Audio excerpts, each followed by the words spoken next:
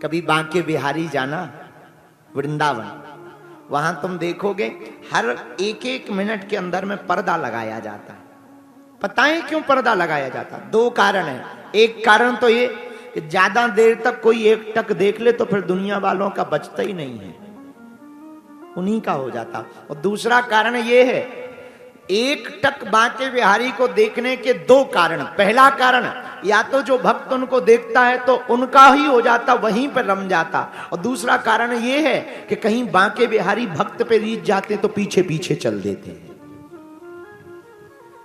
गोसाई जी को लगता है कि कहीं अगर ये किसी को, कोई भक्त इनको भाग गया, कहीं पीछे चले गए तो वृंदावन कौन आएगा। वो बार बार पर्दा लगा देते हैं। इनकी तो नैनों में ही जादू है, इनकी आंखें कजरानी, नैनों में। आहा, ऐसे गोविंद, दामोदर, माधव, मोहन, आहा, ऐसे मुरलीधर छैया, मुरली मनोहर कृष्ण कन्हैया, इनका क्या कहना भैया। ऐसे ठाकुर जी की कथा अगर कोई सुनता है तो सदा सेव्या श्रीमद् भागवती कथा यस्या श्रवण मात्रेण हरिश्चित्तम समाश्रयेत्। गोविंद को अपने चित्त में चिपकाना है तो गोविंद की कथा को सुनना ही पड़ेगा। एक संत कहते थे, गाते थे, सांवरे से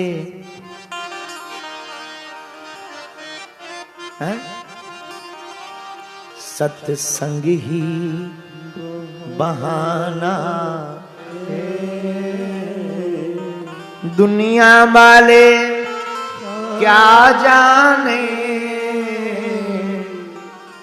ये दुनिया वाले क्या जाने, मेरा रिश्ता पुराना सांवरे से मिलेगा, सत्संग ही बहाना है, सत्संग ही बहाना है। भगवान से, ठाकुर जी से। अच्छा, बहुत से लोग हमसे पूछते हैं क्यों कथा सुननी चाहिए। प्रेम हमेशा कानों से प्रवेश करता है।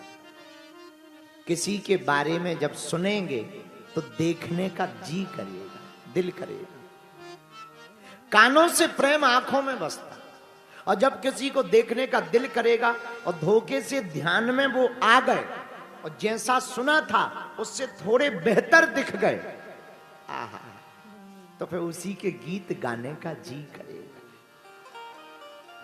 प्रेम कानों से प्रवेश करता, आंखों में बसता, आंखों से वह जिह्वा पर आता, और जिसका जिह्वा से गुणगान गाया जाता वो फिर दिल में बस जाता है। इसीलिए तो सदा सेव्या श्रीमद् भागवती कथा, सदा भगवान की कथा को सुनो। क्यों? न जाने कौन सा अक्षर शब्द चोट कर जाए और चित्त में हमारे गोविंद चिपक जाएं, माधव चिपक जाएं। हम तो कई बार सोचने लगते हैं वृंदावन का वो किनारा, आहा, यमुना जी की वो कलकल किन्नोद करती हुई धारा, वो गोवर्धन की तलहटी, वो कदम्ब का वृक्ष, वो राधे राधे का कीर्तन, वो श्यामा श्याम के भाव, वो संतों के दर्शन, विरक्तों के दर्शन, अक्खड़ फक्कड़ महात्माओं के दर्शन। कहीं रूखी सूखी खारे लताओं पताओं से भक्त चिपके चिपके रो रहे, कभी वृक्षों से चिपक कर रो रहे। अरे ऐसे ऐसे ब्रज के भक्त ब्रज की रज को शरीर में मल रहे, कभी यमुना जी में डुबकी लगा रहे, कभी बांसुरी को लेकर के स्वयं कृष्ण बनकर डोल रहे, कभी परिक्रमा में जाना, कोई दंडवती करना, कोई उठक बैठक कर रहा, कोई राधा राधा राधा चिल्ला रहा। पूज्य श्री ब्रज के बरसाने के परम निधि संत पूज्य श्री विनोद बाबा जैसे महात्मा, जिनकी आंखें हमेशा सजल रहती, उनसे जब भी हम मिलने जाते, वृंदावन में बरसाने में रहते हैं, पूज्य श्री विनोद बाबा, आहा क्या अद्भुत मूर्ति है। हम जब भी जाते हैं, वो हमको जब भी मिलते हैं हाथ में माला, राधा राधा राधा राधा राधा राधा, और कोई बात ही नहीं। बीच में ही अगर कुछ पूछो, बाबा आज्ञा है, राधा राधा है, प्रसाद पालो, राधा राधा राधा राधा राधा, कुछ बोलना भी है तो जप नहीं छोड़ रहे, राधा राधा राधा राधा राधा।